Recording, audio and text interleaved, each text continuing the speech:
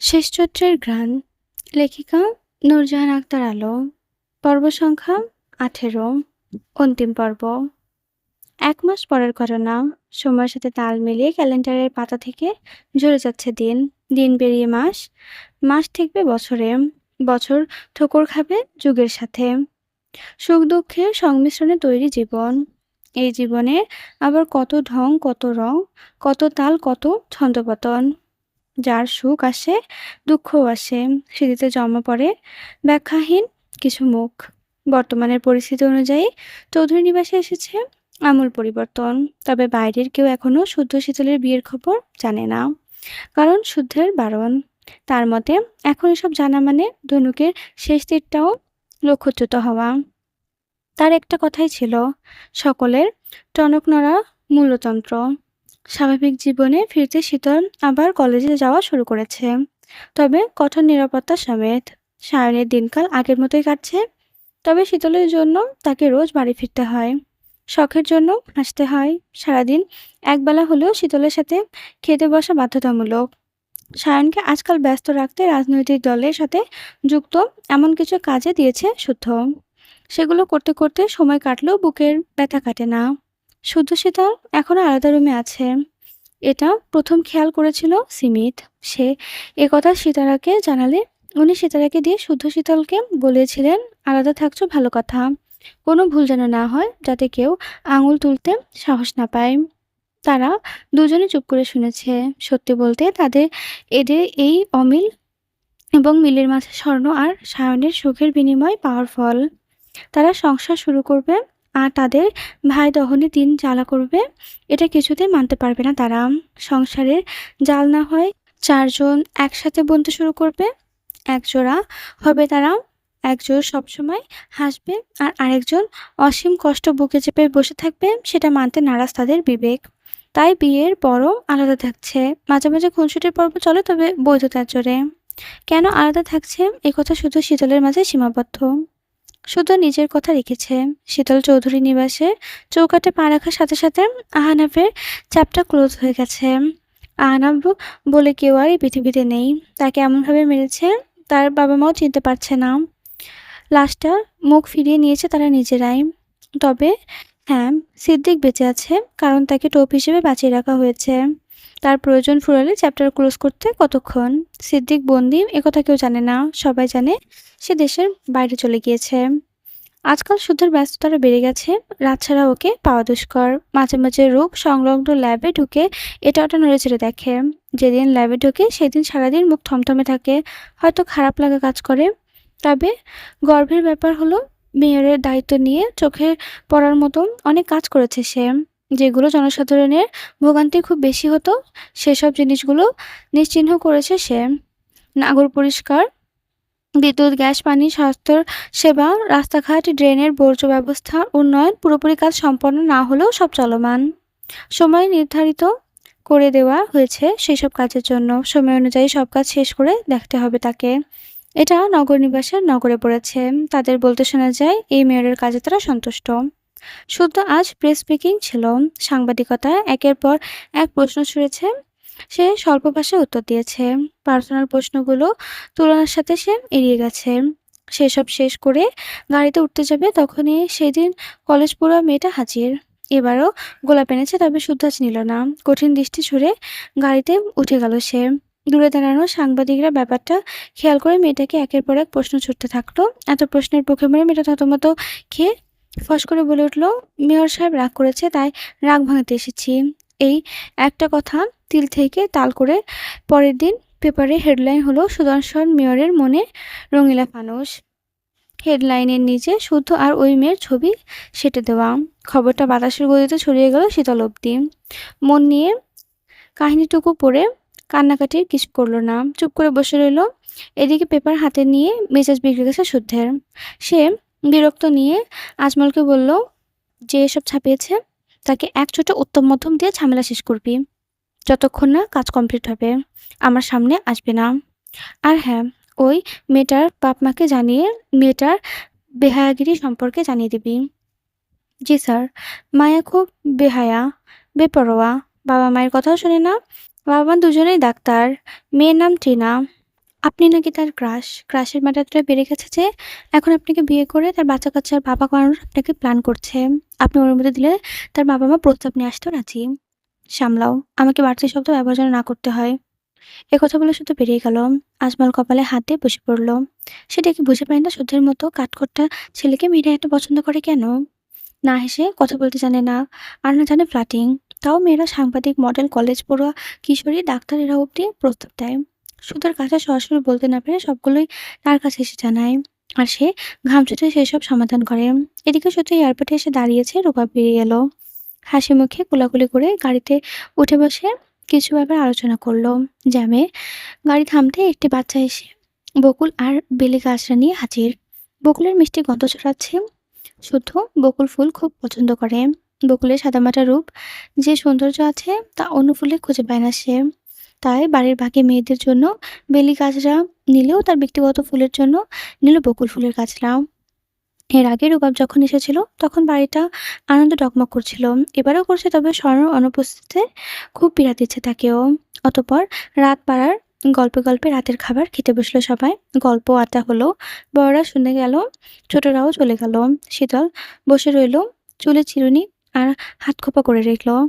তখনই একজোড়া হাত এসে তাকে বেশ জড়সড়ভাবে খোপায় কাজটুকু লাগিয়ে দিল। শীতল চোখ তুলে তাকালো পেছনে দাঁড়ানো পুরুষটির দিকে। তারপর পাত্তা না দিয়ে পড়তে বসলাম। শুদ্ধ ভ্রু হ্যাঁচকা টানে দাঁড় করিয়ে পেছনে ঘুরে দাঁড়ালো। আমার অপরাধ? অসহ্য লাগছে, ছাড়ুন। চেলাকাঠের পানি খেতে না চাইলে চুপচাপ দাঁড়িয়ে থাক। বেরিয়ে দেখুন, ভাইকে বলে দেবো। খুব ভয় পেলাম, মিসেস সোয়াইব। এবার ওই রুমে চলেন। পারবো না। যার থেকে ফুল নিয়েছিলেন তাকে নিয়ে যান। বউ থাকতে অন্যকে আদর। বাকি কথা শেষ করতে পারল না, তার আগেই শীতল তার পায়ের ওপর উঠে কানের নিচে শক্ত করে কামড় বসিয়ে হিসিস করে বলল, একদম মেরে ফেলবো। আমার মনে আগুন জ্বালালে আমি আপনার যৌবনের খেতায় আগুন জ্বালিয়ে দেবো। বিশুদ্ধ পুরুষ। জবাবে শুদ্ধ কিছু বলতে যাবে তার আগেই তার ফোনের রিংটোন বেজে উঠল। কল রিসিভ করে না শুনলে তাদের শীতলে সরিয়ে দৌড়ে দিয়ে বেরিয়ে গেল। সে বের হতে হতে রুবাবকে বেরিয়ে যেতে বলল। তারপর গাড়ি নিয়ে ছুটল। এদিকে সায়ন ১২ তলা বিল্ডিংয়ের ছাদের উপর এসে দাঁড়িয়েছে। যখনই বুক পড়ে তখনই সেখানে আসে, চুপচাপ শুয়ে আকাশের দিকে তাকিয়ে থাকে। তবে আজ সে ঠিক নেই, তার বুকে যেন কেউ ছুরি বসিয়ে লবণ মরিচের গুঁড়া ছিটিয়ে দিচ্ছে। কাঁচের মদের বোতলের কাঁচ ঢুকে আছে তার হাতের তালুতে। শুদ্ধ আর রুবাম গাড়ি পার্ক করে ছুটে এসেছে ভাইয়ের কাছে। কিছুক্ষণ আগে নাকি লিফট নষ্ট হয়ে গেছে, মেকানিক আসছে। ওদের এসব শোনারও সময় নেই, তাই তারা দৌড়ে সিঁড়ি পেরিয়ে দোতলায় উঠল, তারপর ১২ তলায়। দুজনের সামনে হাঁপাচ্ছে সে, ঘেমে একাকার। তারা তারা ছাদে পা রাখতেই দেখে সায়ন পাগলের মতো মাথার চুল টানতে টানতে শব্দ করে কাঁদছে। কি করুন সে শুই। স্বর্ণ নিখোঁজ হওয়ার পর থেকে সায়ন কাঁদে, তবে সেটা আড়ালে নীরবে। এই তো স্বর্ণের দিনও কাঁদলো, একা একাই অশ্রু ছড়াতে ছড়াতে উইশ করলো, কিন্তু আজকে ওর কান্নাটা অন্যরকম। সে যেন নিজের মাঝে নেই। তাকে দেখে মনে হচ্ছে জীবন যুদ্ধে হেরে যাওয়া জীবন্ত লাশ। ভাইকে ভেবে কাঁদতে দেখে দুজনেই ছুটে গেল। দুপাশ থেকে জড়িয়ে ধরল দুজন। ভাইকে পেয়ে তার চোখের পানি যেন বাঁধ ভাঙলো। সে শুদ্ধ আর রুবাবের হাত কপালের ওপর থেকে আর্তনাদ করে শুধু উচ্চারণ করলো, আমার স্বর্ণ। তারপর পাগলের মতো চিৎকার করতে লাগলো। সায়ন কাঁদছে, রুবাব কাঁদছে, আর তাদের দিকে শুধু লাল বর্ণ চোখে তাকিয়ে আছে। সে ভাইদের মতো করে সহজে কাঁদতে পারে না, কষ্টে বুক ফেটে চৌচির হলেও না। হঠাৎ সায়নকে এভাবে কাঁদে ভেঙে পড়তে দেখে শুধু সায়নকে বলল, কিছু পেয়েছিস? সায়ন কাঁপা হাতে তার ফোন এগিয়ে দিল। শুদ্ধ অন করতেই চোখের সামনে ভেসে উঠল স্বর্ণের অশ্রুভেজা চোখ। তারপর দেখা গেল কেউ তার পিঠে ছুরি দিয়ে কুচি করছে। তার মুখ হাত পা বাঁধা। স্বর্ণ কাটা মুরগির মতো ছটফট করছে। পরের ভিডিওতে দেখা যাচ্ছে স্বর্ণের হাতের নখ টেনে তোলা হচ্ছে, আর স্বর্ণ চিৎকার করে কাঁদছে, ও মা মাগো বলে। তৃতীয় ভিডিওতে দেখা যাচ্ছে সূচ জাতীয় কিছু দিয়ে ওর চামড়া ফুটো করে কারো নাম লেখা হচ্ছে। চামড়া ফুটো করে লেখার রক্তে ভেসে যাচ্ছে গলা, কাঁধ, বুক। তবে রক্তের কারণে নামটা স্পষ্ট বোঝা গেল না। এই ভিডিও যথেষ্ট ছিল সায়ন, শুদ্ধ আর রুবাবকে ভেঙে চুরে চূর্ণ বিচূর্ণ করার জন্য।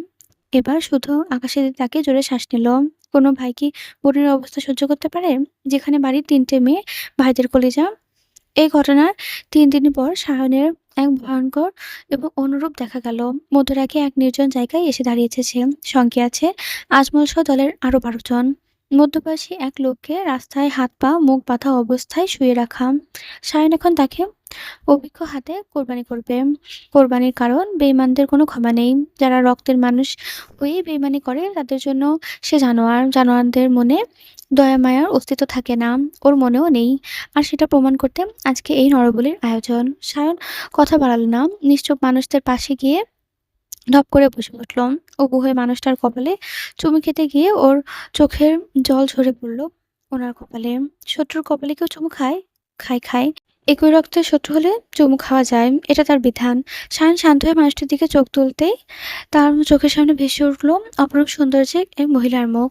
সঙ্গে ছোট ছোট দুটো জমজ বাচ্চার হাসি মুখ, সুখে ভরা একটা অথৈ পরিবার, এক ঝাঁক পাখির মতো ভাই বোনদের এক দল, সুখে বেরোনো একটা স্বপ্নের বাড়ি। এসব ভাবনা হঠাৎ সরে গিয়ে কাঁধে বিঁধল স্বরের আর্তনাদ, কষ্ট, রক্ত, ছটফটানি। এবার সয়না দেরি করলো না, চোখ মুখ বাঁধা অবস্থায় লোকটার গলায় ছুরি চালিয়ে দিল। কারণ মুখ দেখলে তার হাত কাঁপবে, ছুরি চালাতে পারবে না। গোগো শব্দ হয়ে লোকটা ছটফট করতে লাগলো। সায়ন পিছিয়ে গেল, চোখ ভর্তি তার জল নিয়ে দেখতে থাকলো বাবা তুলো মানুষটার ছটফটানি। যখন ছটফট করতে করতে একেবারেই থেমে গেল, তখন সায়ন কান্না রোধ করা কণ্ঠে বুকে হাতে আস্তে আস্তে ডাকলো, চাচ্চু, ও চাচ্চু। আর কোনো সাড়া শব্দ মিলল না। সায়ন এবার চুয়ানো রক্ত হাতে তুলে পাগলের মতো নিজের গায়ে মাখতে লাগলো, বুকে লাগাতে লাগলো। এই হাতে কতজনকে নেড়ে হাওয়া করে দিয়েছে। কই কখনো তো কষ্ট হয়নি, তো আজ কেন হচ্ছে? আপন বলে? কই আপন মানুষটা তো তাকে আপন ভাবেনি। তবে সে কেন ভাববে? চাচু হয়ে ভাইপোর বুকে অদৃশ্য ছুরি চালাতে যদি বুক না কাঁপে, বিবেকে না বাঁধে, তাহলে অযথা তাকে ভয় দেখানো বিতৃষ্ণা, এটা তার ধিক্কার। সাম্য সৃজন ড্রয়িং রুমে খেলনা ছড়িয়ে ছিটিয়ে খেলতে বসেছে। টিভিতে কার্টুন চলছে। সাম্যের হঠাৎ পরশুদিনের কথা মনে পড়ায় খিলখিল করে হেসে উঠল। হাসতে হাসতে চোখে চশমাটা নাকের ডগায় এসে গেল। ঠিক করে আবারও হাসতে লাগলো। তাকে এভাবে হাসতে দেখে সৃজনের মুখ বিরক্ত ছায়া নেমে গেল। কারণ তার মতে স্বামীর হাসির টোন ভালো না। সে হাসলে মনে হয় আশেপাশের কোথাও বিড়াল গাসছে। একটা আস্ত মানুষের হাসি বিড়ালের কাশির মতো, এটা কোনো কথা? যদিও মায়ের কথা মতন সে কাউকে এটা বলে না, তবে বাবা একদিন বলেছিল মনের কথা জমিয়ে রাখলে নাকি অসুখ হয়। অসুখ বিসুখ ভালো না তার। তাই ভাবলো একটা কাজই করুক, সাম্যকে বলে দিবে সে। কিন্তু তার আগে জানাবে সাম্য হাসছে কেন। সর্বনাশ, সকালে হিসু করতে যেয়ে পিছলে পড়েছিল, সাম্য দেখে ফেলেনি তো? তার জন্য হাসছে না তো? যদি তাই হয় তবে সেও সবাইকে বলে দেবে কালকে প্যান্ট পরতে গিয়ে সাম্যের টুনটুনি চেনের সাথে আটকে গিয়েছিল। টানাটানি করে খুলতে না পেরে ব্যথায় ফুসফুস করে কাঁদছিল। পরে সে হিরোর মতো গিয়ে ছুটিয়েছে। সে এখন একটা বাড়ি বানাতে বানাতে আর চোখে সাম্য দেখে বলল, হাসছিস কেন ভাই? আমাকেও বল, আমি একটু হাসি। শীতলাবু সেদিন খুব ভয় পেয়েছিল বুঝেছিস, ওটাই মনে করে হাসছি। এবার সেজন্য হেসে ফেলল। সেদিন মাঝরাতে পানির পিপাসা লাগায় শীতল এসে নেমেছিল পানি নিতে। ঘুম ঘুম চোখে জগ ভরে যাওয়ার জন্য পা বাড়াতে হঠাৎ দেখে সাদা পোশাক পরা কিছু একটা ড্রয়িং রুমে ঘুরঘুর করছে। প্রথমে একটা ছিল, তারপরে কোথা থেকে যেন আরেকটা চলে এলো। নিজের চোখে কখনো ভূত দেখেনি শীতল, ভাবলো ভূত দেখলে প্রপোজ করে ভূতকে কনফিউজ করে দেবে। কিন্তু আজ ভূত দেখে বাক্যহারা হয়ে গেল সে। দরদর করে ঘামছে, কাঁধ কাঁপছে তার, হাত পা বরফের ন্যায় এঁটে আছে। প্রাণ বাঁচাতে চোখ বুজে ঢুকে চিৎকার করতে লাগলো সে, জিনের বাচ্চা, আমাকে ছেড়ে দাও, আমাকে মেরো না। আমার নতুন ড্রেস টেইলার্স থেকে আনা হয়নি এখনো। নতুন ড্রেস না পরে মরলে মরও শান্তি পাবো না। এদিকে শীতলের গণক বিধানের চিৎকার শুনে তড়িৎ ছুটে এসেছে সবাই। ড্রয়িং রুমে লাইট জ্বালাতে দেখে অদূরে সাম্যসুজন দাঁড়িয়ে আছে। তাদের দুজনেই হাতে দুটো ইঁদুর, পরনে সাদা ধবধবে পিপি, মাথা থেকে পা অবধি ঢাকা বিধায় অদ্ভুত দেখাচ্ছে তাদের। তবে রাতের বেলা ওদের পিপি পড়তে দেখে সারাফাত চৌধুরী তেড়ে গিয়ে বলেন, এই হারামজাদা, রাতের বেলা এ কি পরে ঘুরে বেড়াচ্ছিস তোরা? এটার নাম পিপি। করোনার সময় ডাক্তাররা পড়েছিল দেখনি? তা তোরা পড়েছিস কেন? বাবার কথা শুনে তারা একে অপরের মুখ চাচাই করলো। সত্যটা বললে মার খাওয়ার সম্ভাবনা বেশি। কিছু একটা বলে আপাতত বাঁচতে হবে। তাছাড়া তাদের ইচ্ছে ছিল না শীতলকে ভয় দেখানো। শীতল যে কখন এসেছে তাও জানে না তারা। মাকে আরাধনা দৃশ্যে তাকিয়ে থাকতে দেখে তারা সারাফাত চৌধুরীর পেছনে লুকালো। তারপর আমতা আমতা করে বলল, শুদ্ধ পাই তো আর ল্যাবে কাজ করে না, তাই আমরা দুজন ভেবেছি ইউটিউব দেখে সায়েন্টিস্ট হব। সায়েন্টিস্ট হতে নাকি ইঁদুর এদের পাছায় ফেভিকল লাগাতে হয়। শুদ্ধ ভাইয়া নাকি লাগাতো, তাই আমরা লাগাচ্ছিলাম। একথা শুনে শুদ্ধ সিঁড়ি থেকে দাঁড়িয়ে গেল। ব্রুজারা কুচকেই বলল, সুচ ফোটানোর অভিযোগ না হয় মানা যায়, তাই বলে ফেভিকল? দাঁড়া, ফেভিকল কতটুকু কাজের তোদের পেছনে লাগে পরীক্ষা করে নি আগে। কথা বলে শুদ্ধ নামতে গেলে তারা সারাফাত চৌধুরীকে আঁকড়ে ধরে বলল, বড় আব্বু বাঁচাও। ভাগ্যিস বড় আব্বু ছিল, নয়তো কি যে হতো। সে কথা ভেবে দুজনেই হেসে গড়াগড়ি খেতে লাগলো। অদূরে সিতারা শীতলের চুলে তেল দিয়ে দিচ্ছে আর কথা বলছে। শীতলের চুলগুলো খুবই সুন্দর, যেমন লম্বা তেমনই ঘন। কিন্তু পাজি মেয়েটা যত্ন করে না ঠিক মতো। তেল জল পেলে চুলগুলো দ্রুত বাড়ত। চুলেই তো মেয়েদের আসল সৌন্দর্য। তেল দিতে দিতে হঠাৎ ওনার হাতে পড়লো শীতলের কানের নিচে। ব্যথায় কুকিয়ে উঠল সে। তা দেখে সীতারা ভালো মতো দেখার জন্য হাত দিতেই দেখতে পায় আঁচড়ের দাগ। উনি সেখানে হাত বুলিয়ে বলে, কি রে, কিসে কাটলো এখানে? নখে। কতদিন বলেছি নখ রাখবি না, নখে জীবাণু জমে থাকে। শুনিস না তো আমার কথা। আজই নখ কাটবি, রাখতে হবে না ওসব ছাইপাস। একথা বলে সাম্যকে দেখিয়ে অ্যান্টিসেপটিক আনিয়ে নিল সে। পুনরায় তেল লাগাতে মন দিল। এদিকে শীতলের মুখে কমলাপুরে মিষ্টি মিষ্টি হাসিতে হাসিতে মনে মনে বলল, পানিশমেন্ট দেওয়ার জন্য ছেলে ক্ষত সৃষ্টি করে আর মা এসে মলম লাগায়। আহা গো, সোনা বাঁধানো কপাল আমার। তখন সিরাত কাউকে ফোন দিতে দিতে ড্রয়িং রুমে এলেন। 3 দিন হতে চলল সারাফাত চৌধুরী ব্যবসায়িক কাজে নেদারল্যান্ড গিয়েছেন। এরপর আর যোগাযোগ করা সম্ভব হয়নি। ফোনে কল ঢুকছে না, কিন্তু রিসিভ হচ্ছে না। টিভিতে দেখলেন ওই দেশের আবহাওয়া নাকি ভালো না, হঠাৎ হঠাৎ ঝড় বৃষ্টি হচ্ছে। এদিকে মানুষটার কোনো খোঁজ পাওয়া যাচ্ছে না। নেটওয়ার্কের সমস্যা হলে কল ঢুকতো না, অন্য সমস্যা তো হতে পারে। ওনাকে অস্থির হতে দেখে সীতারা চিন্তা করতে বারণ করলো। সারাফত চৌধুরী ঠিক ভাইয়ের খবর এনে দিবে। এই কথা শুনে সিরাত একটু শান্ত হলেও পুরোপুরি চিন্তামুক্ত হতে পারল না। হঠাৎ শরীর খারাপ করায় বাড়ি চলে এসেছে শুদ্ধ। জ্বরে গা পড়ে যাচ্ছে, তবে তাকে দেখে বোঝার উপায় নেই। সে এসে সোফায় বসে পড়ল কেবল। অসময়ে তাকে দেখে শীতল বলল, বড় মা শুদ্ধ ভাই এসেছে। শীতলের কথা শুনে সীতারা তার পিঠে একটা থাপ্পড় মেরে বলল, এই পাচি, এখনো ভাই ডাকিস? আর ডাকবি না, খবরদার, আমি যেন না শুনি। কথা শুনে শীতলের মাথা দুষ্টু বুদ্ধি খেলে গেল। সে হাতের কমলাটা খেয়ে চেঁচিয়ে বলল, ওগো শুনছো? অসময়ে বাড়ি এলে যে, ঠিক আছো তুমি? তার এই সম্বোধনে আশেপাশে যারা ছিল সবাই ঘুরে তাকালো, মুখ টিপে হাসতে লাগলো। শুদ্ধ থতমত খেয়ে তাকাতেই মায়ের সাথে চোখাচোখি হলো। দ্রুত দৃষ্টি সরাই নিল সে। ছেলে থতমত মুখ দেখে সীতারা শীতলের কান টেনে ধরে মিটমিটি হাসতে হাসতে বলল, এত পাচি কেন তুই? এত জ্বালাস কেন আমার ছেলেটাকে? এই ধরো খুশির ঠেলায়। কথা বলে শীতলের হাসার প্রস্তুতি নিতেই শুদ্ধ হঠাৎ বেশিতে পড়ে থাকা একটা পুঁতির মালা খপ করে তুলে নিল। ভালোভাবে চেক করে দেখে তার এই কাঙ্ক্ষিত জিনিসটাই। কিন্তু এখানে কেন? সে এবার সাম্যকে বলল, এটাই কোথায় পেলি? হঠাৎ শুদ্ধকে এভাবে কথা বলতে দেখে ভয় পেয়ে গেল সাম্যসীজন। মুখ কাচুমাচু করে বলল, ছোট মায়ের ড্রয়ে পেয়েছি। মুভ নিতে গিয়ে দেখেছিল শীতলের ভেবে লুকিয়ে রেখেছিল। হঠাৎ পুঁথির মালার কথা ওঠায় সিমেন্ট রান্নাঘর থেকে হাত মুছতে মুছতে বেরিয়ে এলো। শুদ্ধের হাতের দিকে তাকিয়ে বলল, ও, এই মালাটা একজন ভিক্ষুক দিয়ে গেছে রে, আমার হাতেই দিয়েছিল। কবে দিয়েছে? এই 1 মাস 1.5 মাস হবে। শুদ্ধ এবার রাগ সংবরণ করতে পারল না, চিৎকার করে বলল, 1 মাস হয়ে গেল, আমার নামে একটা জিনিস এসেছে, অথচ আমাকে বলার প্রয়োজন কেউ মনে করলো না। যে দায়িত্ব পালন করতে পারে না সে দায়িত্ব ভার নিতে যাও কেন? সামান্য একটা পুঁতির মালার জন্য এমন রিয়াক্ট করার কারণে খুঁজে পেল না কেউ। চিৎকার শুনে রুবা বেরিয়ে এলো। সীতারা এবার বললে, এটা কেমন ব্যাপার শুদ্ধ? ছোটদের সাথে কেমন ব্যাপার করতে হয় জানো না? কেন বলছি? ধারণা আছে তোমার? ছোট মায়ের বোকামির সবচেয়ে বেশি ক্ষতি ওনারই হলো। যে মায়ের 2টো মেয়ে, সেই মায়ের তো বোকা হয় কিভাবে? মা চৌকস না হলে মেয়েদের বারংবার রক্ষা করবে কে? সুদীপে কথা বলায় সীমিতের চোখ ফেটে জল এলো।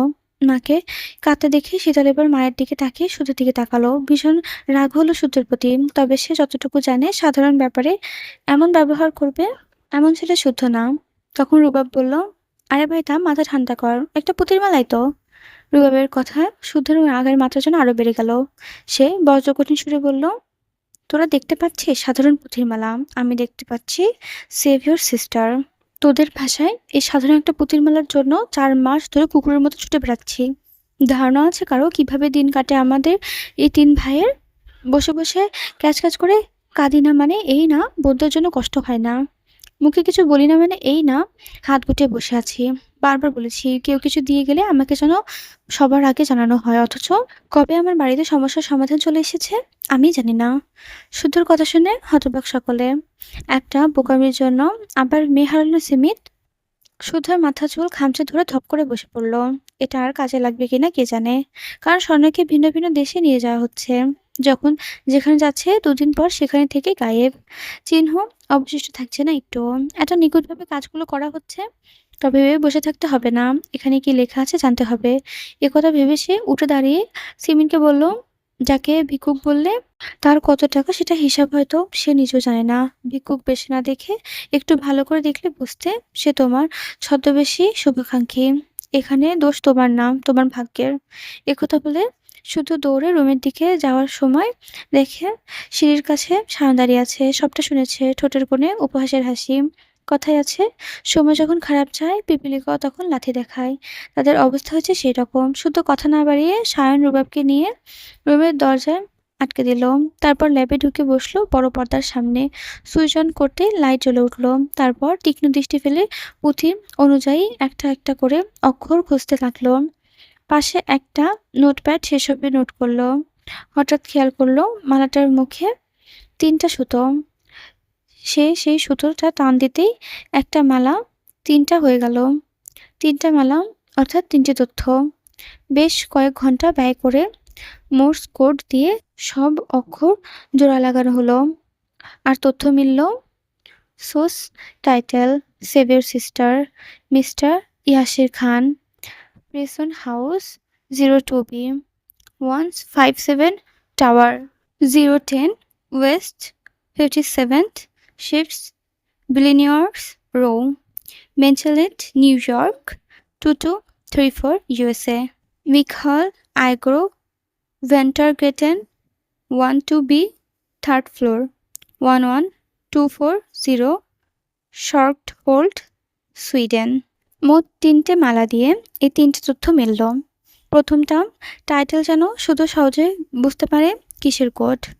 দ্বিতীয়টা স্বর্ণকে কিডন্যাপ করে যেখানে রাখা হয়েছিল, আর তৃতীয়টা ঐশ্বর্য যেখানে আছে।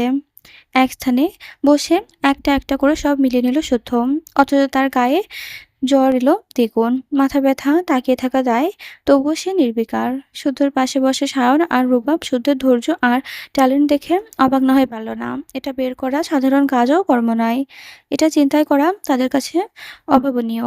তবে এ কাজ বহুবার করেছে শুদ্ধ। চর্চা আছে বিধায় করতে পারলে এত সহজে। চর্চার কারণে নিজের তৈরি ফর্মুলা মনে রাখতে, সেটা নোট করে লিখে রাখতে হয় যাতে পরে কাজে লাগে। কিন্তু এই লেখাটা লিখে রাখা রিস্ক, কারণ অনেক সময় সায়েন্টিস্টদের সহকারীরা সব আগে বেইমানির খাতায় নাম লেখায়, মোটা অঙ্কের টাকার কাছে বিক্রি করে জরুরি সব তথ্য ফাঁস করে দেয়, নতুবা নোট চুরি করে। কিন্তু মর্স কোডের ব্যবহার সবাই জানে না, জানলেও ঠিকঠাকভাবে কাজে লাগাতে পারে না। সে মূলত তার ফর্মুলা হাইড রাখতে এসব শিখেছে। এতে লাভের লাভ হলো, চোখের সামনে মহামূল্যবান জিনিস পড়ে রইল, কেউ আন্দাজও করতে পারল না। শুদ্ধের এক স্যার প্রায় বলতো, শোন শুদ্ধ, স্থান ভেদে নিজের ছায়াও কখনো কখনো ধোকা দেয়। মানুষ বুঝে বিশ্বাস করবি, তবে অবিশ্বাস নয়। সায়েন্টিস্ট হয়েছিস, দোয়া করি সাফল্য হাতের মুঠোয় পুরো গোটা বিশ্বকে যেন দেখাতে পারিস। তোর কাজ যেন মানব কল্যাণের কাজে লাগে। তবে উপদেশ রইল, বিশ্বাসঘাতক হতে সাবধান। এই কথাটা শুদ্ধ অক্ষরে অক্ষরে মানে, সবাইকে বিশ্বাস করে তবে অন্ধবিশ্বাস নয়। সে নোটপ্যাডে সৃষ্টি করে ফেলে, বিষণ্ণ কণ্ঠে বলে, ১-১.৫ মাস আগে, ঠিকানা কাজে লাগবে কিনা বুঝতে পারছি না, তবে তোমাদের কাজ এখান থেকে শুরু। রুবাব, সুইডেনে যাও, কিভাবে ঐশ্বর্যকে আনবি সেটা তোর ব্যাপার, শুধু মাথায় এইটুকু গেঁথে নে, বউ আগে শ্বশুরবাড়ি পরে। ঈগল তেড়িবেড়ি করলে চোখ মুখ দেখার দরকার নেই, আগে উদাম কেলাবি। বাঙালি ছেলের সঙ্গে লাগার স্বাদ জন্মের মতো পাইয়ে দিবি। বউ পেয়ে গেলে পরে না হয় পা জড়িয়ে মাফ চেয়ে নেওয়া যাবে। আর ভাইয়া, আশা করি তোমাকে বাড়তি কিছু বলতে হবে না। তোমার দেশ ছাড়ো, সুযোগ দেখে সুযোগ বুঝে আমি উপস্থিত হব। তবে হ্যাঁ, স্মরণে রেখো, হাজারটা চোখ আমাদের উপর স্থির, কাজেই সাবধান।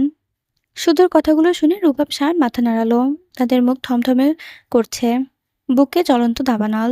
এই ৬টা মাস সায়ন ইয়াসিরের পেছনে জোকের মতো লেগেছিল, কারণ শুরু থেকেই মেইন টার্গেট ছিল সেই। কিন্তু স্বর্ণ যে তার কাছে আছে এমন কোনো ক্লু পায়নি সে। দুজনকে ঠিকানা লিখে দিয়ে গোপনে রাখতে বলে উঠে দাঁড়ালো শুদ্ধ। তার জ্বরটা বেড়েছে, মাথা টলছে, মনে হচ্ছে এই বুঝি পড়ে যাবে। সায়নের রুবাব বেরিয়ে গেল, শুদ্ধ উপর হয়ে শুয়ে রইল। রান্নাঘরে টুকটাক কাজ সারছে শখ। আজ তার পরনে কালো সুতির শাড়ি, ইচ্ছে করেই আজ শাড়ি পরেছে সে। মনটাও বেশ ভালো। অর্ক এখনো বাসায় ফিরেনি, তবে প্রতিমধ্যেই আছে। রাতের জন্য আজ কাচ্চি বেড়েছে। আনাড়ি হাতের রান্না কেমন যে হয়েছে ঠিক বুঝতে পারছে না, তবে যথাসাধ্য চেষ্টা করেছে ভালো কিছু করার। এর আগে রান্নাঘরে ঢুকতে হয়নি, অর্কই সব করেছে। আজ ফ্রি ছিল, ইচ্ছে করলো মানুষটার জন্য কিছু করতে, তাই করা। তাছাড়া সে ভেবেছিল প্রবাসের সংসার গোছানো খুব কঠিন হবে। ছোট থেকে মা চাচিদের যেভাবে গুছিয়ে সংসার করতে দেখেছে, সেভাবে পারবে না। কিন্তু না, এখন নিজের সংসার গোছাতে পারছে, পাঁচই বর সামলাতে পারছে। বিয়ের পর ভেবেছিল তার বরটা অত্যন্ত গোছের ভদ্র একজন মানুষ, কিন্তু না, মোটেও না। পরামর্শই ভীষণ পাজি একটা মানুষ সে। কথায় কথায় লজ্জায় ফেলে, লজ্জা দিলে বলে, ম্যাম লজ্জা পাচ্ছেন নাকি? সম্পর্কে গভীরতা আসার পর থেকে অর্ক যেন চোখে হারায়, করে অনুভব করে ভালোবাসতে জানলে ভালোবাসা সুন্দর। মনে মনে এসব ভাবতে ভাবতে কলিং বেল বেজে উঠল। সে দরজা খুলতে অর্ক হুড়মুড় করে প্রবেশ করে দরজা আটকে দিল। তারপর শাড়ি পরা তার মিষ্টি বউকে মুগ্ধতা দিয়ে দেখে চট করে জড়িয়ে ধরল। এত শক্ত বাঁধন যেন ছাড়াই হারানো যাবে না। তাকে এভাবে ধরতে দেখে শখ বলল, পালিয়ে যাচ্ছি না তো? পালাতে চাইলে পালাতে দেবো বুঝি? পালাতে চাইছে কে শুনি? চাইলেও কাজ হবে না ডাক্তার ম্যাম। আমার ভালোবাসা দিয়ে একদম শক্ত করে বেঁধে রাখবো। তবে তাই হোক। বউ বাড়ি রেখে ল্যাবে কাজ করা কষ্টের কাজ। ভাবছি কাল থেকে বউটাকে পকেটে করে নিয়ে যাব। একা বাড়িতেই ইঁদুর টিঁদুর টেনে নিয়ে গেলে আমি এতিম হয়ে যাব। একথা শুনে সব মুচকি করে হাসল। তাকে হাসতে দেখে অর্ক চোখ ভরে মন ভরে দেখে কপালে চুমু এঁকে দিল। তখন মনে পড়ল শুদ্ধর বলা কথাটি। শখ খুব নরম মনের, ওকে খুশি করতে বেশি কিছু লাগে না, হাসি মুখে কথা বললেই হয়। তবে তুই যদি ভালোবাসা যত্ন অনুভব করতে পারিস, তাহলে দেখবি তোর নামে ভালোবাসা না, তার পুরো জীবনটা উৎসর্গ করে দেবে। কোন ভুলে তুমি শুলে বলো এই ফুল সজ্জায়, স্বপ্নের লাশ কাঁধে নিয়ে ওরা কেন চলে যায়? জীবন পথে চলতে শেখাও ওই হাতের ছোঁয়ায়। আজ ভাঙা মন খোঁজে হাসি মুখ, দেখি জলে সে চিতায়। প্রেম আমার ও প্রেম আমার। সায়ন রুমে এসে হাত পা ছড়িয়ে শুয়ে গান গাইছে। গানের প্রতিটা লাইন যেন তার জন্যই তৈরি। গান গাইলেও মন পড়া ধোয়া বোধ হয় চোখের কোনা বেয়ে নোনা জল হয়ে গড়িয়ে পড়ছে। ভাগ্যিস মন পড়া গন্ধ কেউ পায় না, নয়তো কিভাবে লুকাতো বুকের অসহ্য ব্যথা। আগে যদি জানতো ভালোবাসার দহন এত নিষ্ঠুর, এত মর্মান্তিক, এত মর্মভেদী, তাহলে এই ধারের কাছেও পা বাড়াতো না সে। অনেক আগেই মধ্যমা আঙুলে দেখিয়ে বিতাড়িত করে দিত জীবন থেকে। টানা ৬টা মাস ধরে এ সবকিছু স্মৃতি এতই জ্বালাচ্ছে যে বুক ভরে শ্বাস টানতে পারছে না সে। অবুঝ মনও চিৎকার করে বলছে, কই তোর স্বর্ণ, খুঁজে আন। জড়িয়ে নিয়ে উত্তপ্ত বুকে আগুন নেভা, নয়তো এবার তুই মরবি, মরণ তোর দোরগড়ায়। একথা ভেবে সে বুকের বাঁ পাশটা ডান হাত রাখলো, নীরব অশ্রুফোঁটা জড়িয়ে সিলিংয়ের দিকে তাকিয়ে রইল। স্বর্ণ যাওয়ার পর নিজেকেই সে হারিয়ে ফেলেছে। বেঈমানটার সঙ্গে করে নিয়ে গেছে তার হাসি সুখ। এখন আগের মতো হাসতে ইচ্ছে করে না, দাপট দেখাতে ইচ্ছে করে না, রাজনীতি ভালো লাগে না। যে গালি ঠোঁটের আগায় থাকতো, গালি দিলে স্বর্ণ খুব রাগ করতো, চোখ রাঙাতো। এখন কেউ আর চোখ রাঙায় না, গালিও আর সহজে মুখ থেকে আসে না। এক কথায় সুখ পাখি হারানোর সাথে সাথে ওর শান্তিটুকু অদৃশ্য হয়ে গেছে। এসব নিয়ে ভাবতে ভাবতে কোথাও হারিয়ে গেল সে।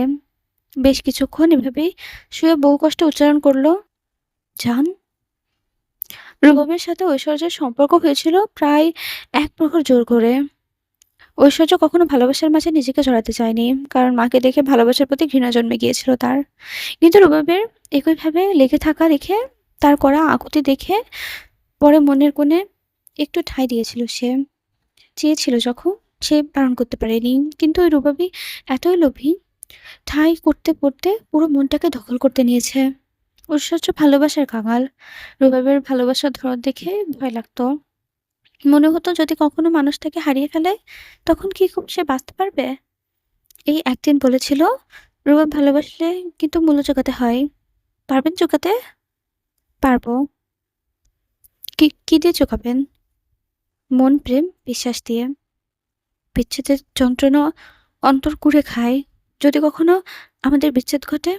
এ কথা শুনে রূপার ভীষণ রাগ লাগছিল। খুব ইচ্ছে করছিল মেয়েটাকে কপালের মাঝখানে প্রগাঢ় চুমু এঁকে চোখে চোখ রেখে বলতে, "এই মেয়ে, বিচ্ছেদ ভয় পেলে কি ভালোবাসা যায়? ভালোবাসা কি নারী নক্ষত্রের বিচার করে? কপালে যদি বিচ্ছেদ থাকে তাহলে কেউ আটকাতে পারবে না, কেউ না। আবার আমার ভালোবাসা যদি সত্যি হয়, বিচ্ছেদ কেন? বিচ্ছেদের ১৪ গোষ্ঠী আমার কাছে ঘেঁষতে পারবে না। সম্পর্কে খুঁটি হলো বিশ্বাস, ভালোবাসা, ভরসা। এই ৩ টে জিনিসের অভাব রেখো না। তাহলে দেখবে ভালোবাসা কত সুন্দর।" সেদিন শুধু বিশ্বাস, ভরসা, ভালোবাসার কথা বলেছিল। কিন্তু ভাগ্যের কথাটা বলা হয়নি। এজন্য দুজন দুজনকে এত ভালোবাসার পরেও কেন ভাগ্য সহায় হলো না? কেন পূর্ণতা আনতে গেলে সে কেবল ১ ধাপ এগোলে ঐশ্বর্য ১০ ধাপ পেছাতে বাধ্য হতো?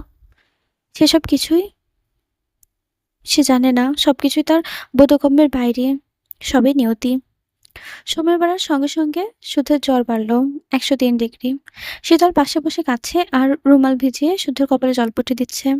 কিছুক্ষণ আগে ডাক্তার এসেছিল, জ্বর মেপে ওষুধ দিয়ে গেছে। রুবাব গেছে ওষুধ আনতে, আর সীতারা গিয়েছে নিজে খাবার আনতে। শীতল রুমাল ভিজিয়ে কপালে দিচ্ছে, একবার চুলে হাত বোলাচ্ছে, একবার নরম হাতে কপাল টিপে দিচ্ছে। কি করবে ভেবে পাচ্ছে না। সঙ্গে প্রতি সেকেন্ড ৩ বার করে নাক টানার শব্দ তো আছেই। কিছুক্ষণ ধরে ব্যাপারটা খেয়াল করে শুধু চোখ খুললুম। চোখ জোড়া লাল হয়ে আছে, জ্বরে মুখটা শুকিয়ে কাঠ হয়ে গেছে। তাকে চোখ খুলতে দেখে শীতল কে আদরের সুরে বলে উঠল, "খুব কষ্ট হচ্ছে সূত্য ভাই? আমার চোখের সামনে থেকে যা।" "কি করলাম আমি?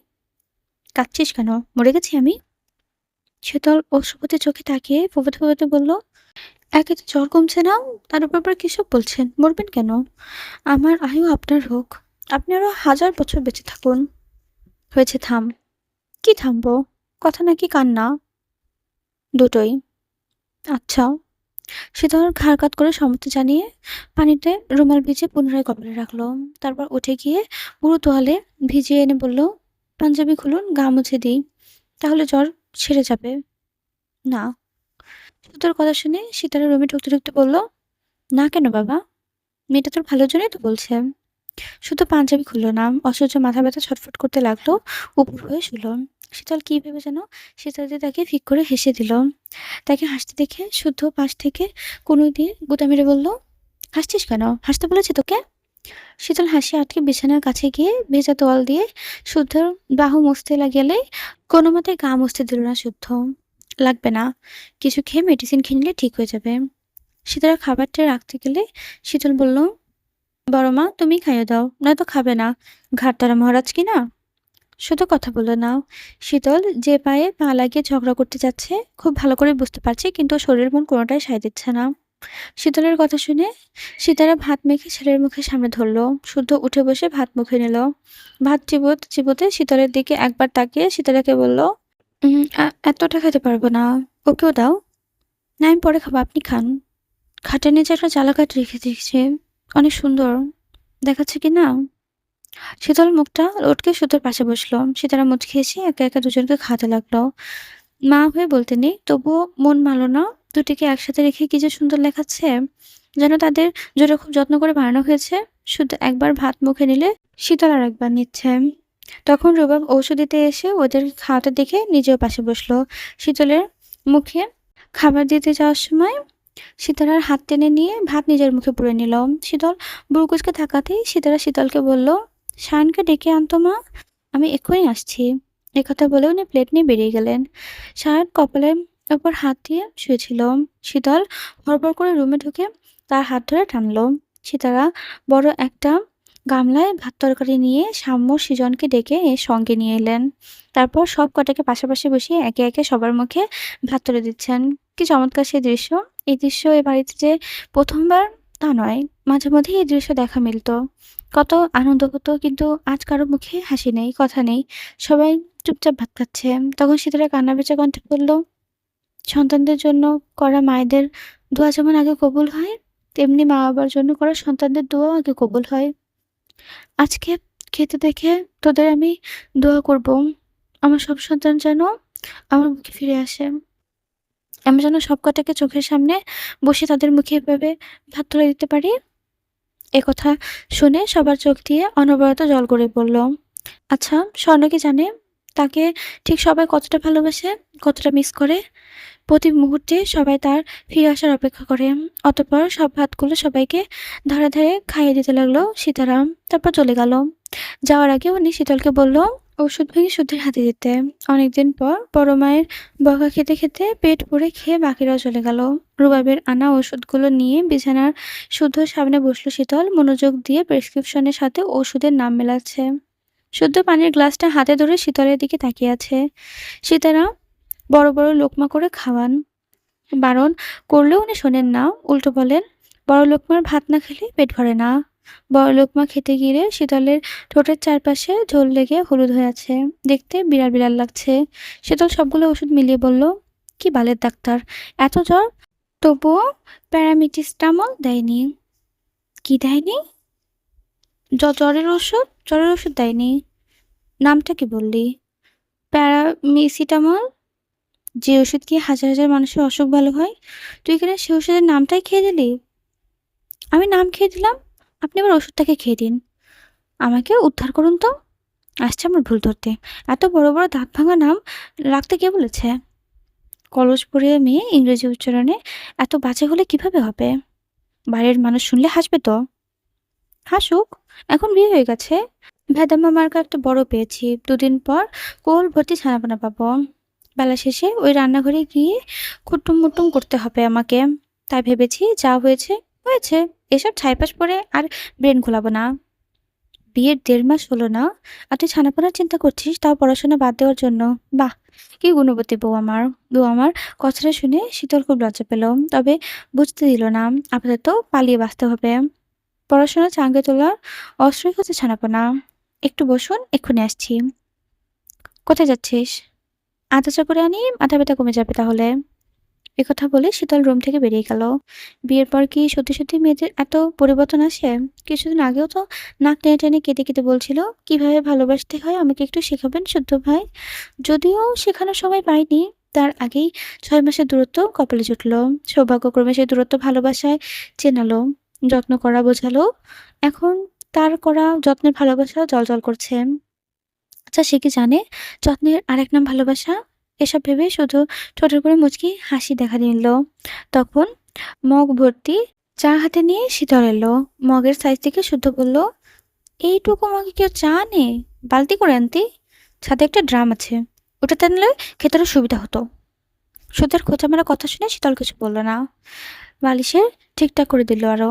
শুধু কয়েকবার সিপ নিয়ে শীতলের হাতে ধরে দিল। চেঞ্জ করে এসে শুয়ে পড়ল। শীতলকে বলল মাথায় হাত বুলিয়ে দিতে। সে কপালে হাত বুলিয়ে দিতে লাগলো। জ্বর হালকা দেখে বেডের হেডবোর্ডে হেলান দিয়ে বসে মাথায় হাত বোলাতে লাগলো। হঠাৎ শুদ্ধর মাথায় এক খাবলা চুল খাবলে ধরল। শুধু চোখ খুলতে শীতল হঠাৎ গেয়ে উঠল, যদি মনটা চুরি করি, তোমার মন আকাশে উড়ি, দেবে কি, দেবে কি ওই পরাণ ঠাই?